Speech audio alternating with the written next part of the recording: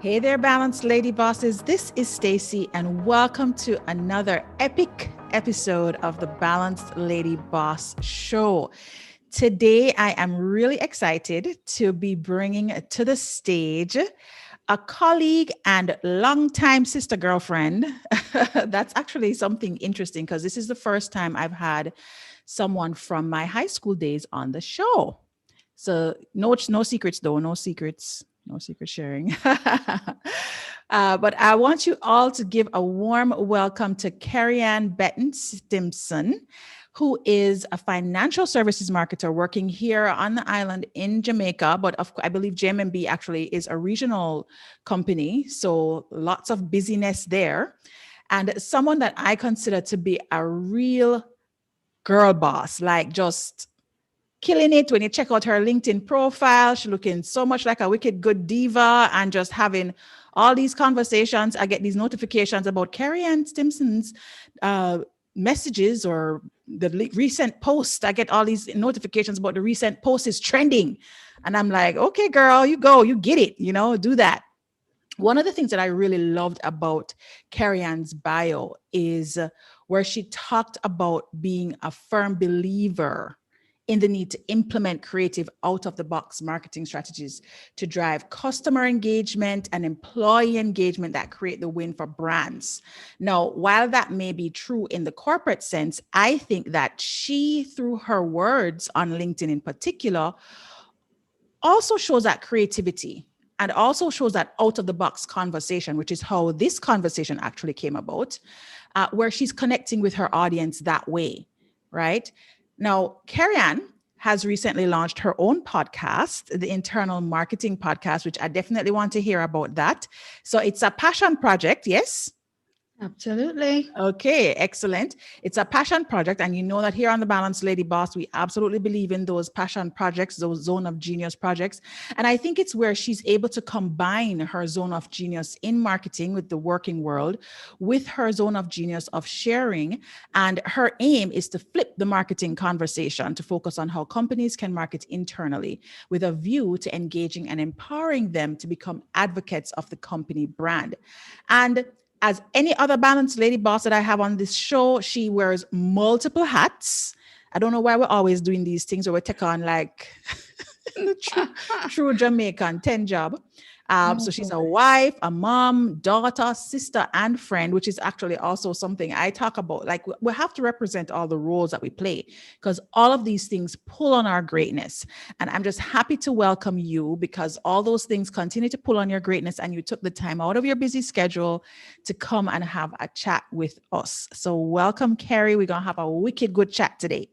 Absolutely, Stacey. Thanks so much for having me. I was highly flattered when you reached out to me. I'm like, the fact that Stacey sees me as some kind of boss, lady boss of something in a world where sometimes things are just so crazy. I'm like, okay, I'm gonna add this to my resume now. I feel Nice. very, very good.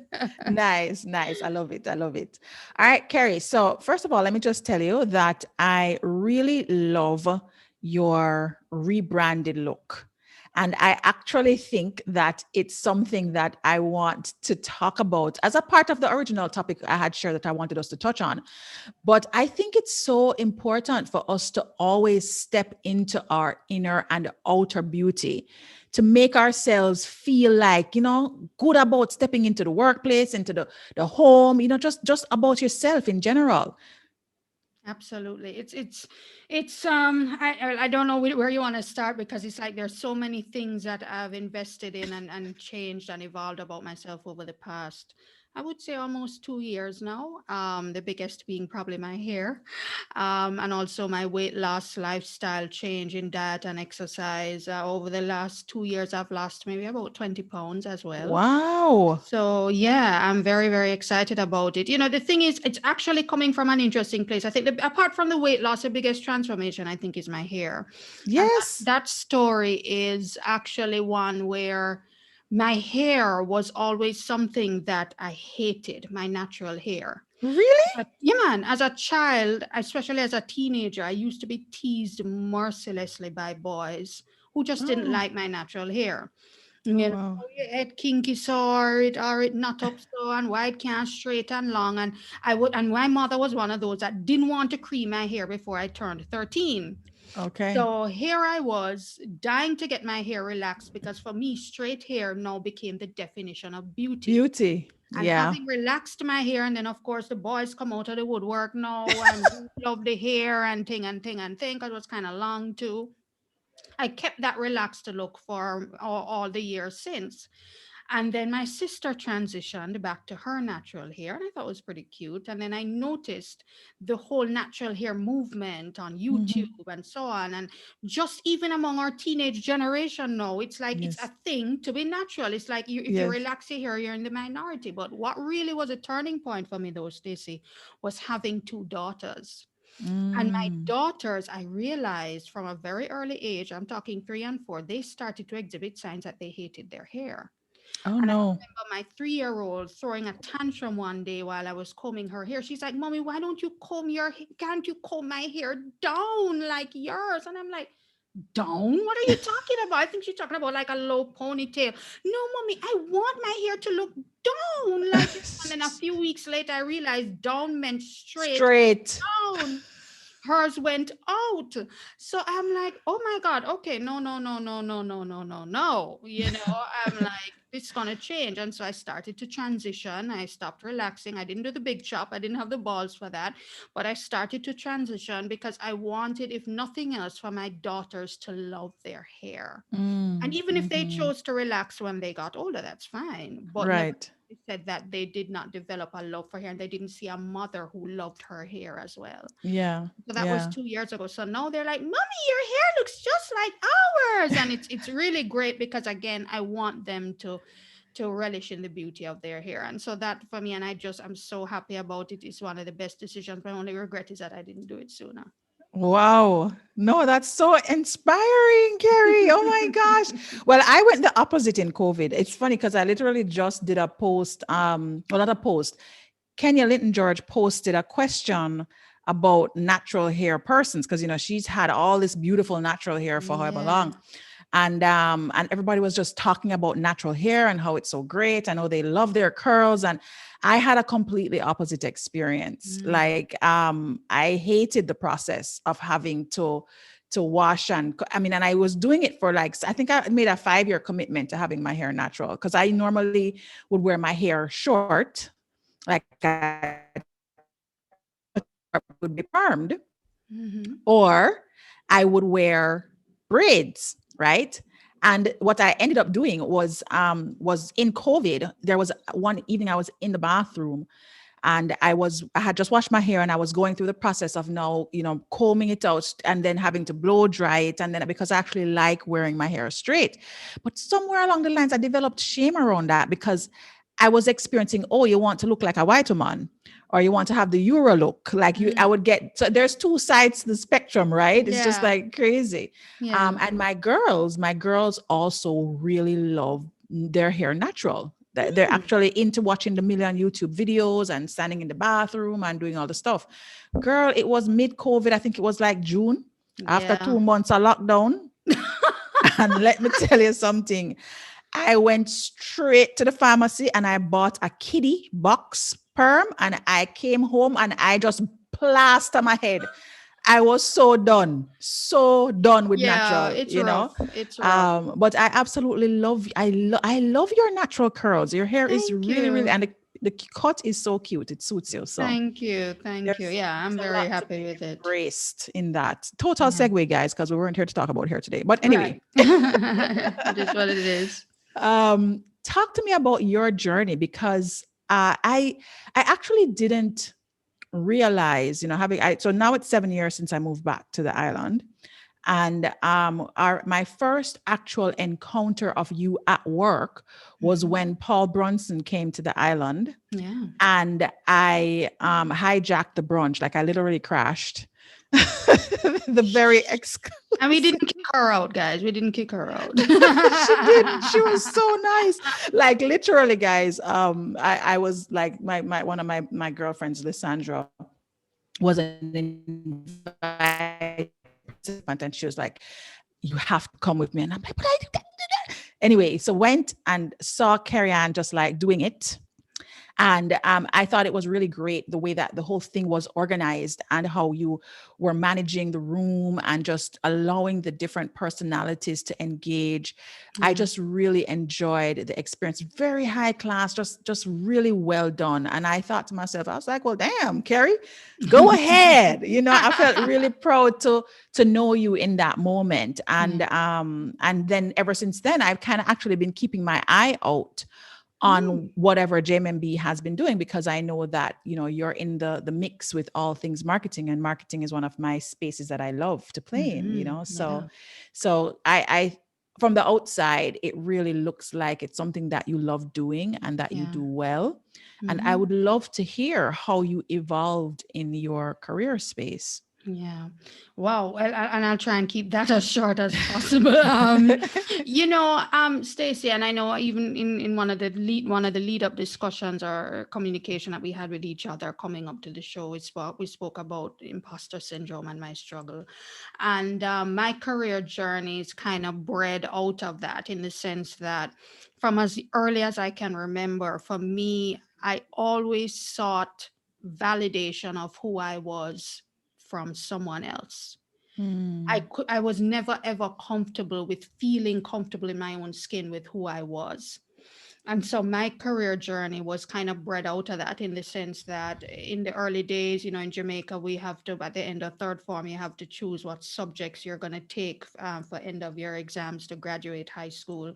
And I wanted to become a doctor because I felt that that's what my dad wanted me to do.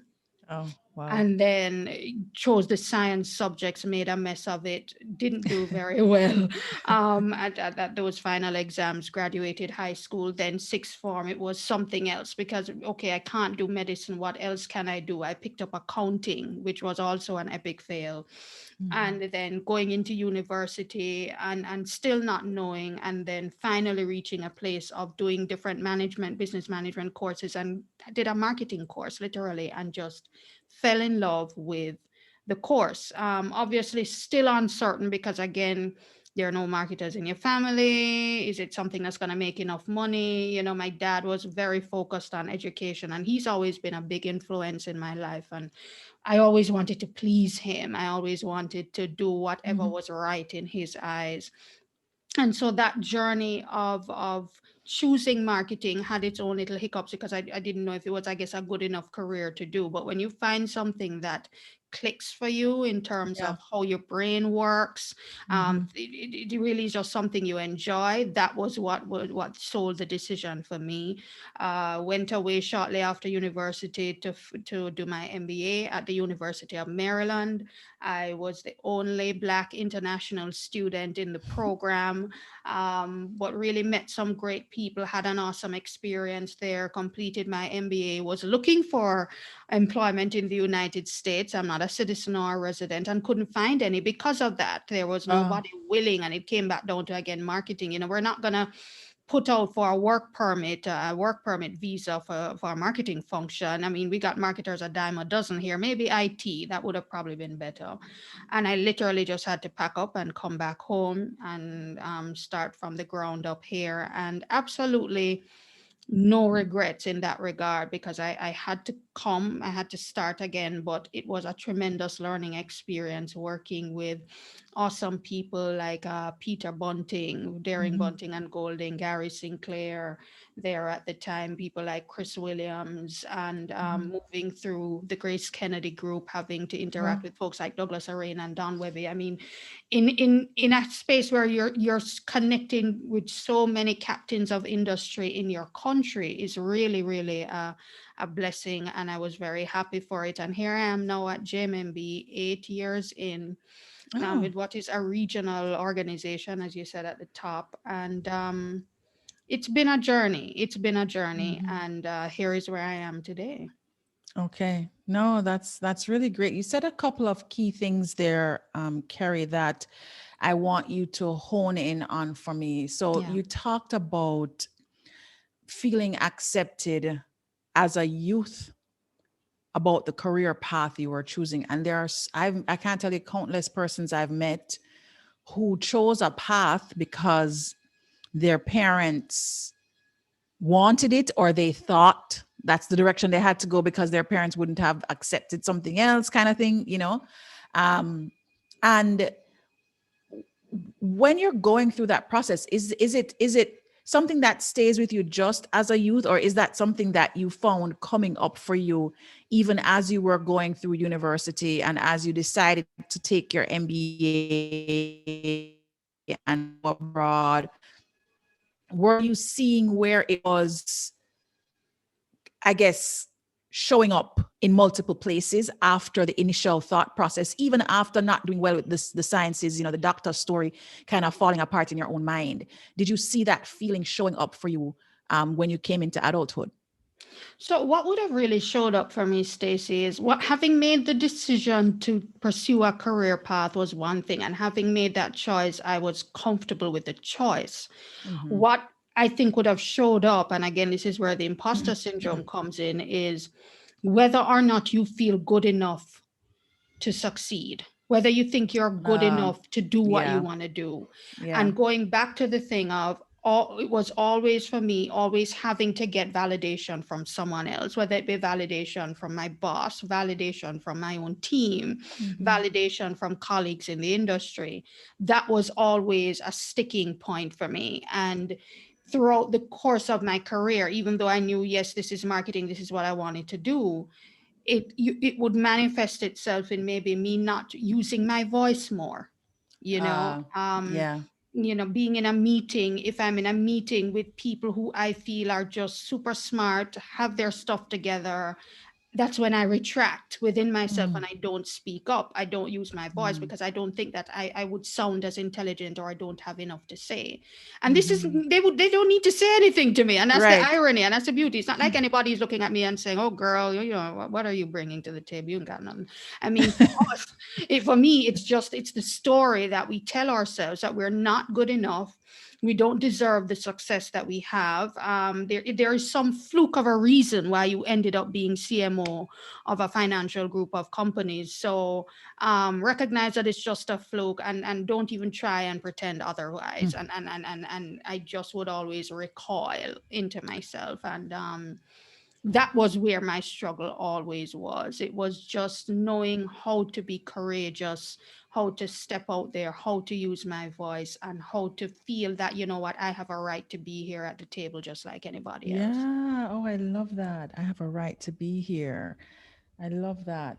Now, how did that play into when you had to, as you say, pack it up and come back to start over, right? Because I know that being trained in the US or Europe would be great for a marketer. So even if you weren't planning on staying, just getting that on the job training would have been so epic. So that must have been very disappointing for you when you came back Absolutely. home now and you're doing these, you're deciding to do these interviews. How are you stepping into that space of, okay, I'm going to go do this? What were you doing? Is it countering with positive self-talk? What were you using as tools, or did you have any at that time, or did they develop later on? Tell me about that. Yeah. For me, it was, well, first of all, I actually thought that I was coming back to Jamaica. Having gotten an overseas degree, I thought that that was a plus on my resume. Right. Okay. What Mm-hmm. I did not have was, I didn't have enough marketing work experience prior Mm-hmm. to getting the MBA. So I felt that that was my Achilles heel. Mm-hmm. But what I was determined to do at the time was to make as strong an impression as possible. Whether was in the interview or throughout the course of my job, it was always looking at how can I make an impact in this particular area, because at the end of the Mm-hmm. day, I'm very big on performance. I'm very big on how you deliver what it is you're supposed to be delivering to the table. And so for me, it was, okay, how can I make this impact here? I remember when I was being interviewed for the very first job that I got when I came back to Jamaica. I remember being interviewed by the CEO for a marketing role. And I did an interview, textbook interview, because again, you're coming from the States, so they train you in all of that, right? So I had all my Yes. responses down. And then at the end of the interview, he said, any questions? And I asked a couple of questions about the company culture or whatever, whatever. And he said, any more questions? I said, well, actually, I have a question for you. Do you have any questions that you have of me that would help you to make a decision in my favor, right? Oh, And that's a he good one. said, yeah. And I learned it in career counseling as well. Always, because that's a question you ask when you want people, you want to identify if there are any gaps for the Right. interviewer that maybe you didn't get a chance to address. And he said, actually, there is. I said, really? He said, well, to be honest with you, your resume looks great. I like what I'm hearing, but I just don't think you're going to fit in here. That's really my problem. I really don't think you're going to fit into our culture. Oh, And to cut a long story short, I kind of understood where he came from. And I was able to speak to that directly. I was able to say, you know what, at the end of the day, this is what I'm about. This is what I stand for. This is what I'm going to be bringing to the table. And at the end of the day, especially having worked and gone to school in such diverse uh, yes. um, cities and Yeah. programs, people from all sorts of ethnicities, so Mm-hmm. sexual orientation, Orientation. Mm-hmm. I mean, I said to him, I'm bringing such a diverse array of experiences to the table that I can fit in anywhere, because at the end of the day, it's about respecting people. It's about bringing your 110% to the table. So I don't think you have anything to worry about where that is concerned. And of course, I got the job. So Ah, look at you. so it really was about recognizing early up that it's about your your PR image. As I say to Mm, people, always ask if you have a PR problem. How are people perceiving you? mm. How are you landing on people? And whether or not you need to make any adjustments in order to shift the perception that people have of you as best as possible, so that you're landing in a way that helps you to get where you need to go in your career. Okay, no, that's really good. That's really good. I'm really taken by the way that someone that was experiencing imposter syndrome throughout their career has, on the flip side of that, the answers to the questions, Yeah. you know, Yeah. and able to focus on what you're about. Because Mm-hmm. yeah, I hear the voice in my head, but guess what? I'm looking for this outcome. Mm-hmm. I'm looking to make this type of impact. And Mm-hmm. so that essentially overrides the voice to get you to a particular point Mm-hmm. until it decides it's going to show its head again, Yeah. right? Yeah. Did you experience imposter syndrome in anywhere else other than your career? Well, I guess the most recent example would have been when I was actually rolling out my podcast. So you Mm-hmm. mentioned the Paul Brunson breakfast. I mean, that was that those 2 days of his being in Jamaica and doing the whole event with him as our keynote and working that closely with him was life changing, right? In the sense that here you are interacting with someone who helps you to see things from such a different perspective. Mm-hmm. And I got the opportunity to go through a mastermind with him, a mastermind program on thought leadership and building your personal brand. And what really reared its head for me was he said that, and he basically said it, is that I kept hiding behind the corporate brand.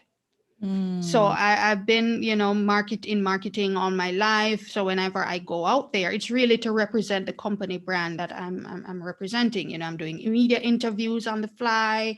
It's all good. I'm taking pictures, shaking hands, but it's always behind the company brand, because the company brand is what validated me. It's because of the company brand why I get to be Right, here, and I'm right, comfortable behind that veil. And he right. said to me, but Kerry-Ann, you're virtually undiscoverable on social media. I can't find you. And he was Mm. correct. I didn't even have an Instagram account because I was just afraid of the scrutiny. Yeah. I didn't want people to be digging into my stuff. I was afraid of trolling. And again, I just didn't think, even on LinkedIn, all these awesome people throwing out content every day, every week. And you're Girl. like, well, I don't even deserve to be here, right? And then he was like, but why do you think that way? Look at everything that you have accomplished and break it down. Where are you here? And how do you live your life? And even though you still don't have it all figured out, you're better than you were yesterday. And where you were yesterday, someone else is there today. Mm. They can learn from you today what you had learned yesterday. Yesterday. Turn around and help them. And that's how you need to look at it. You're always one day ahead in your journey than someone else is. So you can turn around and you can help them. And that's how I started to see it. And so that for me, so it really took me a while actually to launch the podcast, because again, it's trying to get over, well, who are you to launch a podcast? Internal marketing, no one else has ever done it before. There's no such other podcast that exists. What right do you have to be here? You always get that voice, but it's always about your one day, you're one step ahead of someone else who is there today where you were yesterday, and you can always add value. Mm. And so for me, it was overcoming that fear and overcoming that voice of diffidence to just don't jump right in and get it done. So to me, that would have been the most recent example of having to battle with that, just to step out and be bold in using my voice there. Wow. I mean, like, I felt that one so deep. In particular, and I'll talk about Paul in a second, Yeah. because I'm a huge fan. Yeah. But you are always a step ahead Hmm. of someone else in their journey. Yeah. Turn around and help them. Yeah. Yeah. It's as simple as that. It's just, and Yeah. I was hearing you say it, but then when I examined what this whole movement of the Balanced Lady Boss is about, it's exactly that, because this story Mm-hmm. here Mm-hmm. birthed me not wanting a whole bunch of other women to go through the same thing. Yeah. So I Yeah. may not be, and I too have suffered and still continue to suffer a lot from imposter syndrome, in particular with compare compete. Mm-hmm. I think that's where it shows up for me the most. Mm-hmm. Um, but just never feeling good enough to help. Even it sounds strange, but I never felt good enough to help. It took me forever to get my book out Mm-hmm. because I was like, oh my gosh, I don't know, there's tons of other books out there about women who have surpassed this and that. And I would come up with all these different Mm-hmm. stories Mm-hmm. about not being good enough to help, to serve, Mm-hmm. and the truth is that it really is just that much, that simple, that you are a step ahead. You have made it through certain types of transformation, and now you have an opportunity to lend a hand to somebody else. Yeah. Oh, Absolutely. that's so Absolutely. good. Oh my gosh, Brings such a that's like, fresh yeah. perspective. And if I could confess something, shortly after you came back to Jamaica, so Stacey, of course, I remember you. I remember you vividly from high school, right? Really, I don't remember nothing about high school. People always say them remember everything. I don't Well, remember I don't remember nothing. everything, but I remember you. You were always you weren't you like in the, I feel like you were probably in the drama club or something, but you were always out there on the Yes, cheerleading squad, just and making a lot of dancing, yeah. noise and things. And then I remember you disappeared after a while. I figured you migrated like most of our class did. And then I remember seeing you in Jamaica. I'm like, oh my God, is she back? And then I saw you again. I figured, okay, maybe you're visiting. You're back. And then we booked up at a function at the Jamaica Pegasus. I think it was a Gleaner function for the Gleaner. Okay, okay. And we stood in the lobby waiting to be let into the main ballroom. And you just started to talk. And you were talking about networking and how Jamaicans see networking different from how you would have obviously experienced it having lived in North America. Right. And let me tell you, I just took some nuggets from you that day, because you started to talk about how sometimes we tend to be very insular as a people. We only want to stay in our little clique and so Yes. on. And then you started to talk about how people need to get out and reach out more and so on. And I was literally taking mental notes all Oh, day long. I'll never forget that interaction. And you probably don't even remember it. You probably don't. You're looking at me like, what are you talking about? because even when we went into the ballroom, people started to move chairs from the table Yes. to go and sit with their friends. Okay, And we're then. like, instead of just sitting at a table and meeting new people, we Yeah. gravitate back to our cliques. You're like, Yes. why? I want to meet you. I want to get to know you. What's so Yes. wrong in that? And then I'll never forget that interaction. And I, Oh, I ascribed it to the fact that, you know what, you had a different journey and you're able to come back and pour into me, pour into someone else. And that's really what it's all about. And as you said, sometimes you don't even remember the interaction, but I was so impacted by it. I got so many nuggets from it. And I was like, wow, just look at that. It's sometimes as simple and as profound as that. no, but that's so good. Carrie, why? Because I was actually speaking from a pain point that I Yes, had. you were very angry.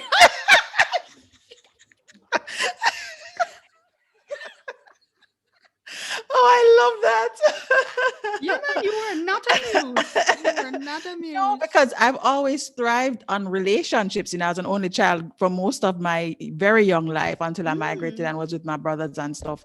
And so I always had lots of friends. And then I come back here and nobody wants to be my friend because I wasn't a Oh, part of their, late high school, or I wasn't a part of their yeah. university. And, Oh, I even started a book club just so I could, and it never worked. The book club never lasts because they were all friends and I wasn't one of the friends. Yes. oh my gosh. Oh I gosh. remember you were not amused. You were not happy.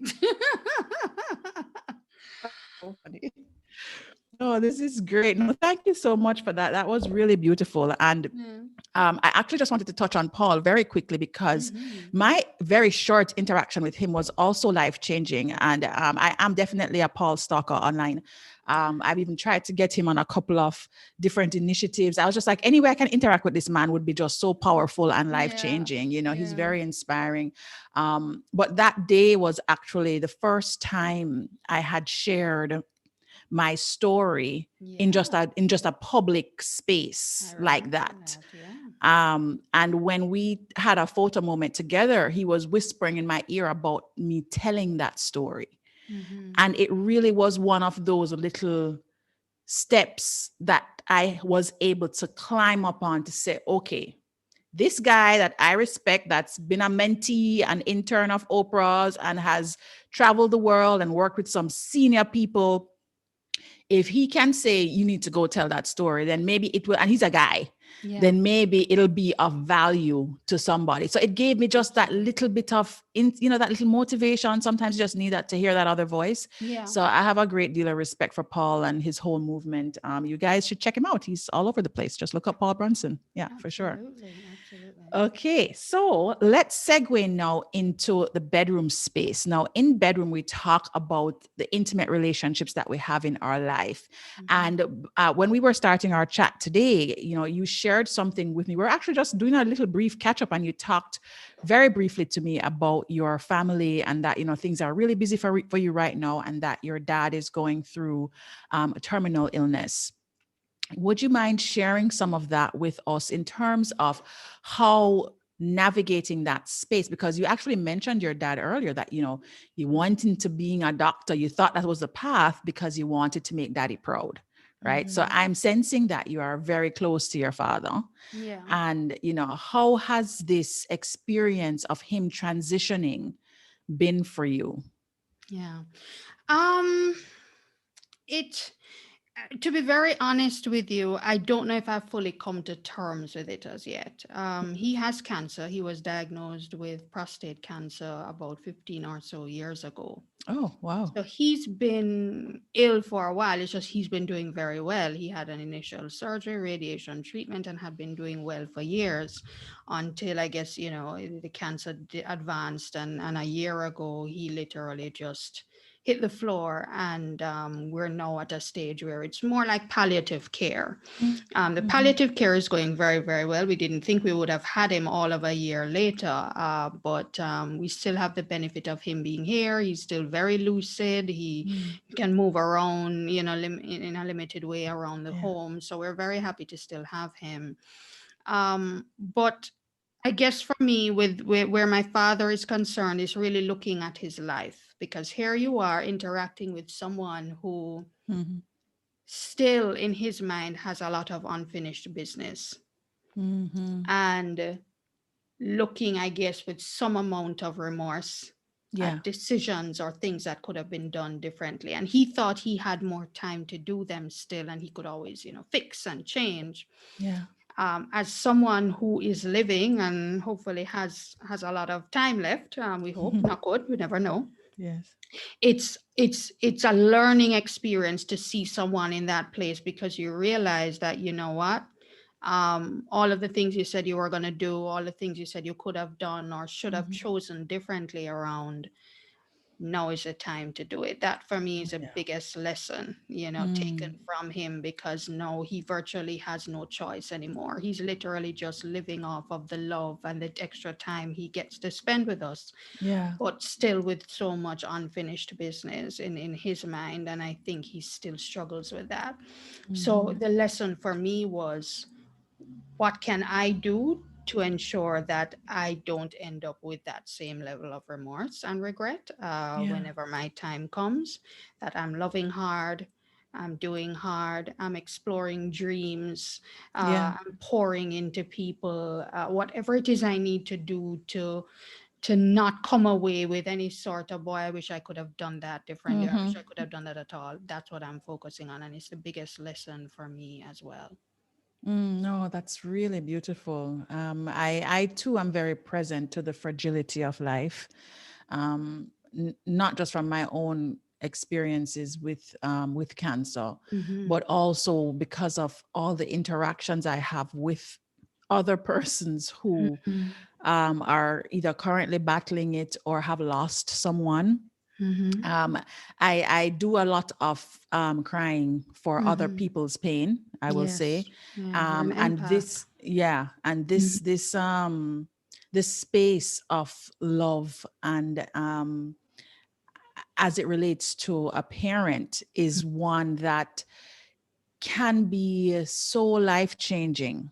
Whether it Mhm. is you had them or you didn't as you were growing up, Mhm. it impacts your heart space, it impacts your soul space, it impacts how you show up as an adult in life. Mhm. And especially now as you participate in this active transition, Mhm. you are still learning a Mhm. new way to love, Yeah. your dad, and a new way to learn from all the things that he's experiencing. Mhm. Yeah. So Absolutely. that's Absolutely. beautiful. Thank you so much for sharing that.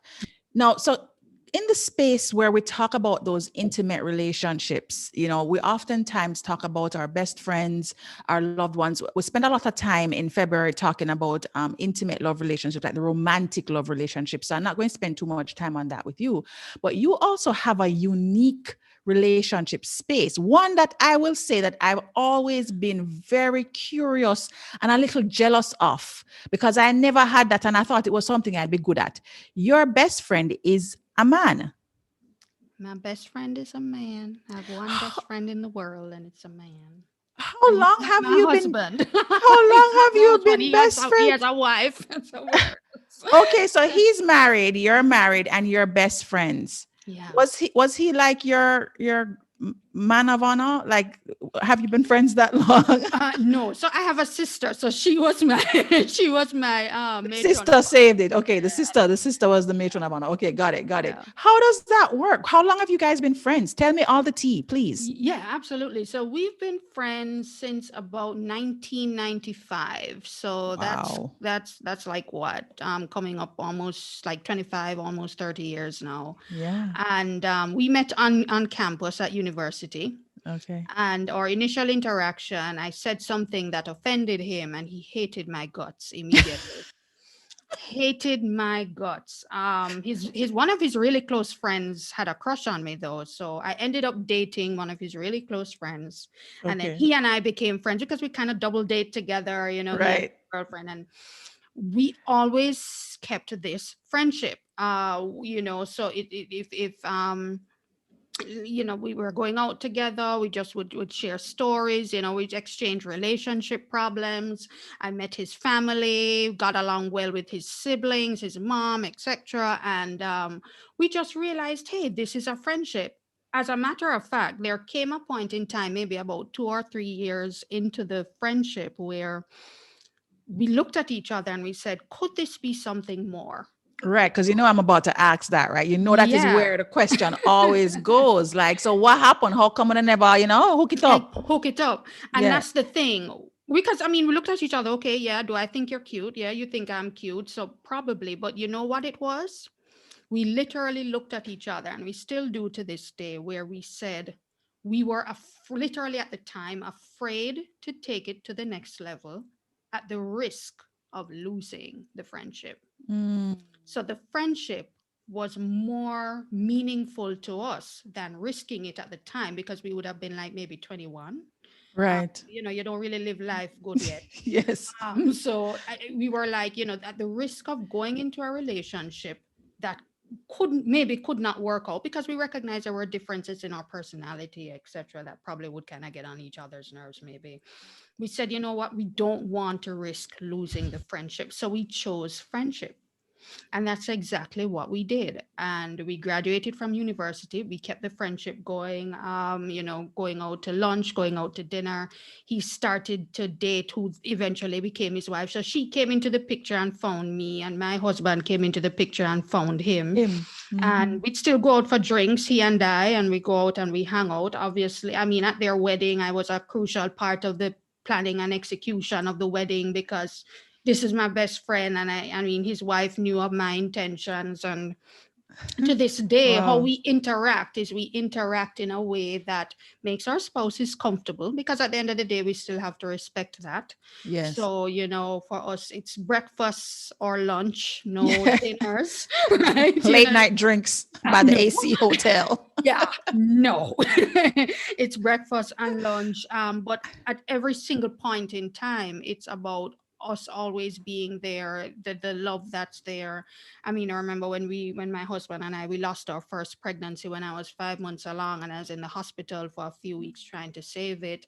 And it was he and his wife who were by my bedside, literally, Oh. one of the few people in the inner circle who I had allowed into that space. Hmm. And it really is something. And that's the thing, a lot of people look on and say, boy, there's no way that a man and a woman can be friends.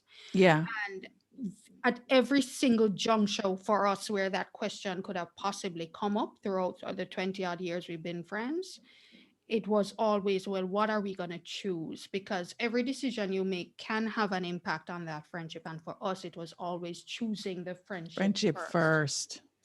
and we didn't want to risk losing it. And so that's basically what it was for us. It was Wow. choosing the friendship. Oh wow. No, that's so wow. I just love this because I mean, I like you have so many gems. Like, okay, which Yes. angle we're gonna come out with this? I've always been very curious. I actually have one other girlfriend that has a best friend that's also a guy. Mm-hmm. And I mean, I used to catch feelings when she would have his picture up and hearts, and I'm like, but she married, how can like in my Yeah. mind, because your mind does that, right? Your brain is trying to protect Yeah. what is normal. Yeah. So I think it's really cool that you actually have a thriving friendship. Mm-hmm. The question I have that's kind of the follow-up though is, Yeah. would you say though that um a solid friendship Mm. is really the basis for a marriage that can be everlasting? Because what I'm finding in my now experience, like I've done the lovey-dovey and the head over heels, but what my now experience has more than anything else is a friendship. Like I can't stop talking. Like I just want to talk to you all day, all night. Like, and I'm not like I like my space. I Mm. want you to do your man thing over there.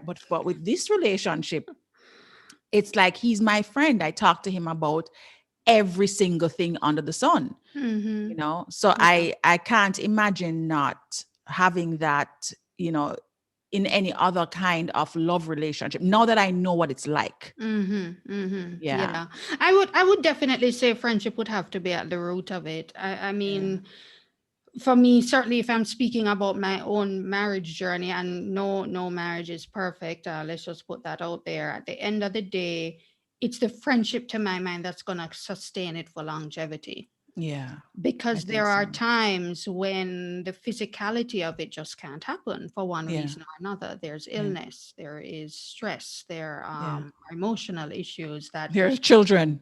oh, can I get an amen? I mean, There are it's children. yeah, it's just, it's crazy. And I mean, speaking about going through things like infant and child loss, pregnancy, Yeah. child loss, that Yeah. that really put an emotional strain on the relationship. And it's the friendship connection that's what's going to get you past those challenging Yeah. situations. Can I Yeah. be open with this person? Can I Yeah. share all of who I am with them? Do I feel accepted by Yeah. them? And can I rely on them? I think it's a very crucial part of an Absolutely. intimate relationship in that No. sense. Beautiful. Beautiful. Yeah. Okay, so I want to talk just a little bit about your bliss space. What does Kerry-Ann do for her self-love, self-care downtime? We were talking about how, busy you are before we started recording. What are you doing to access your bliss? Okay, so the easiest answer, and I'm only giving it because it's easy, is that physical self-care is very, very important to me. Ah, Because if physically I don't feel well, then it translates to my emotional state. So ah, I believe in little things like, I go for a pedicure once a month. I this with this natural hair thing going on now, I'm like deep conditioning every week. You know the drill, right? I'm deep yes, conditioning every week, following all the latest this, that product. I'm yes, a product junkie. I'm trying different things. Want to yes. make sure the hair is fresh. I'm taking good care of my skin, go and get a massage every now and again. I do believe physical self-care is important. For me though, a big thing that's a lifeline for me is actually exercise. And I Mm. had to find a place in my life to be able to fit exercise because you remember journey I mentioned earlier at the top of the show that I had lost 20 odd pounds. Yes, that's um major. That's yeah, like really major. yeah, and and I can't. It took me about 2 years to do it. Let's just be very honest with you. This is not a commercial for any sort of program, but it took a lifestyle shift. And one of the things that I have to credit the fact that exercise was a key part of that, because exercise for me was part of the way I keep my sanity. So, and I Mm. exercise in my living room with my Okay. with my phone displaying a workout. I literally just cock up my phone on an ottoman in the living room, and I exercise in the living room, And that just does it. and That that like does is it. a setup. 25 Okay. minutes, 25 minutes a day, 5 6 days a week. I subscribe to the service. I will do the workouts in my living room because I'm not a gym person. Yeah. I'm like, if my hair look awful and my face look crunchy, It don't matter. Yeah. yeah, I'm in my living room. But what it is though, Stacy, it's a sanity keeping mechanism in the sense that Yes. recognize, all the great feel good endorphins that exercise provides, Yes. especially during this COVID time. For me, it was a lifeline.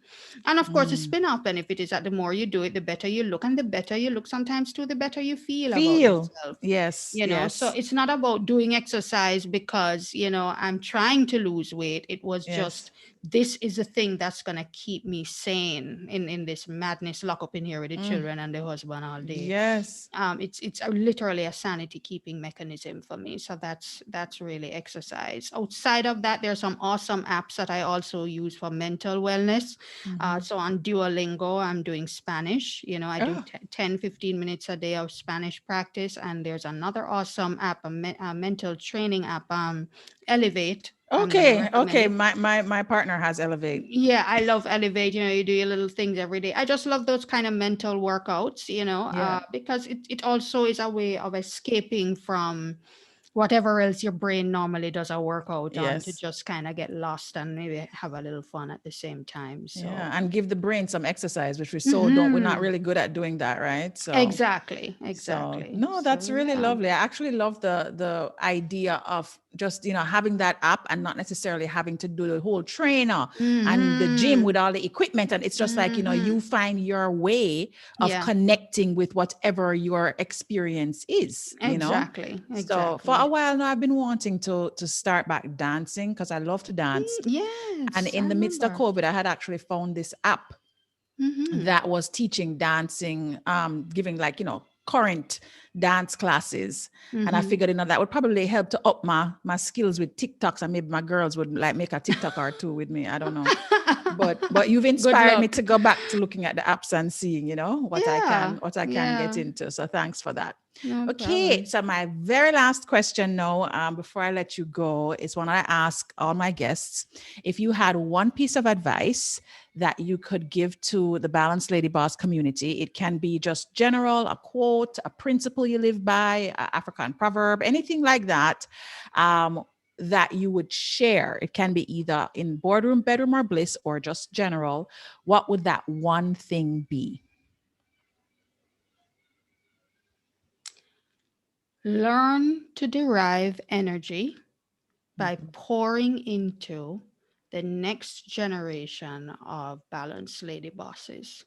And it's Mm. not cliche in the Oh, sense that's that so good. Write that recognize down. that teenage girls, especially in this time. I mean, you and I never had the struggles like what they're having because we never had Instagram reminding No, us every no. day that we don't look good, okay? And that Yes, our yes. bodies aren't good enough and we don't have enough curves going on and all the makeup and so on. They have a tremendous amount of bars that they're trying to reach because society and social media places it on them and they struggle significantly, Yeah. so much that we can impart on them. There's so much that we can pour into them to help Mhm. them to see the beauty that's within themselves, to see life through a different veil, to change how they perceive themselves, how they perceive the world, how they perceive men, how they perceive friendships. There's Mhm. so much that can be done. And sometimes I think that as women, because of all the demands, we're again, we're spouses, we're mothers, we're friends, Yes. daughters, we're working, um, we get so caught up sometimes in our own struggles that we forget that there's someone else to pour into. And guess what? The spin-off benefit usually is that when you pour into other people, that actually gives you energy as well. Yeah. And they benefit and And you you benefit. benefit as well. Yeah. So whether it's through maybe an informal mentorship relationship Mhm.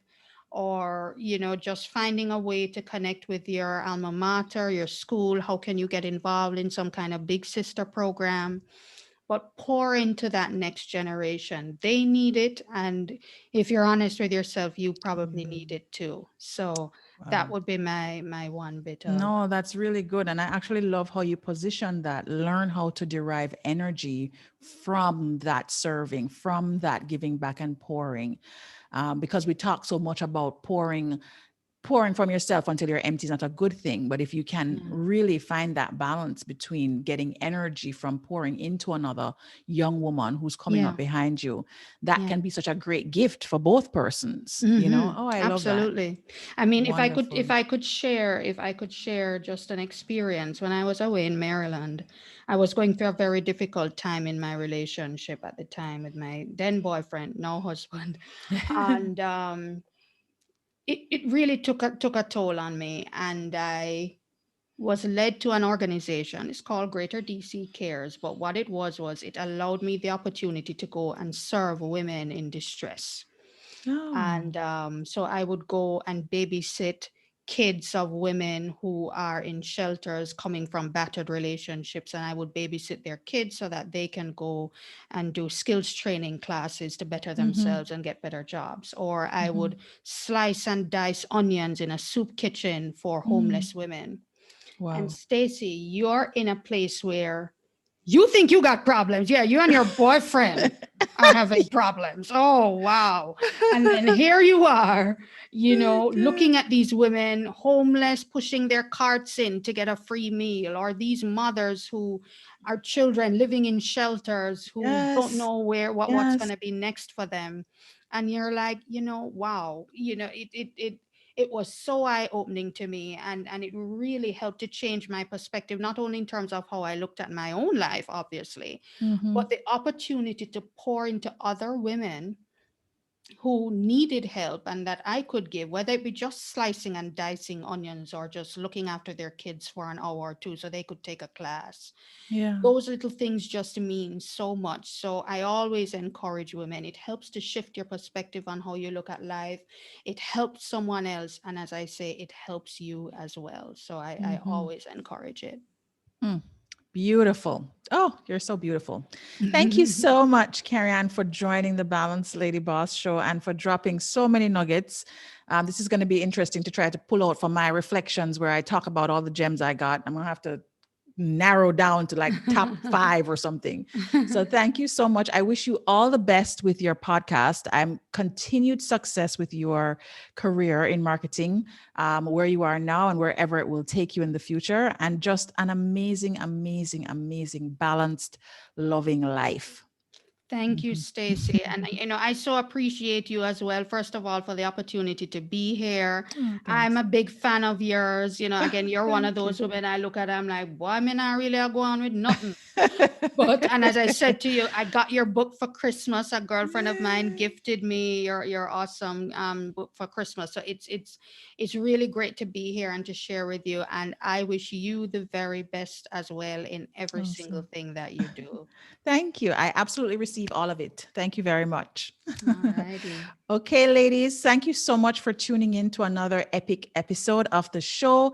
Please make sure that you share this with all your friends and everyone who needs to be a part of the Balanced Lady Boss community that's not yet. You can invite them to come on board and to join. Thanks so much for watching, for those of you who are watching on YouTube, and stay tuned for more to come from the Balanced Lady Boss show.